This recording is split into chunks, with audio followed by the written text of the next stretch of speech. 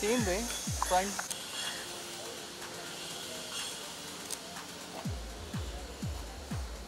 Play. Very nice. थोड़ा और इस तरफ टर्न. Brilliant, brilliant.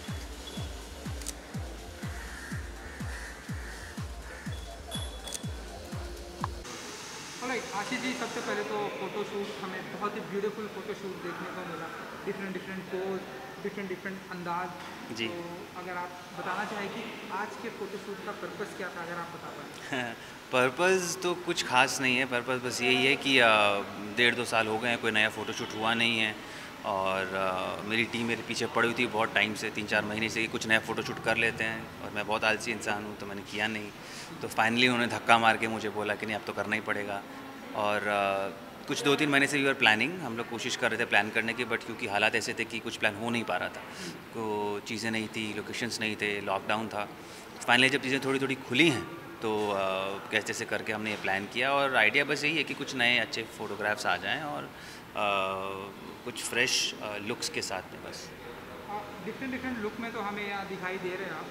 तो अगर आप बता सके कि आप फ़ोटोशूट के दौरान आपका फेवरेट पोज क्या होता है, अगर आप बताना चाहें। मैं पोज़ करना ही पसंद नहीं करता हूँ, मेरा ब्रीफ ही ये है कि मुझे पोज़ नहीं करना है, जितना कैंडिड, जितना रिलैक्स्ड और जितना रेगुलर हो सके, जितना इजी हो सके, जैसे आप और हम खड़े होते हैं, बात करते हैं, वो मुझे ज़्यादा पसंद आता है क्योंकि उसमें आई थिंक ज़्यादा रिलेटेबिलिटी लगती है और मैं ज़्यादा कंफर्टेबल महसूस करता हूँ उसमें, बजाय इसके कि हम कुछ पोज़ कर रहे हैं और कुछ सजा संवार के काम कर रहे हैं।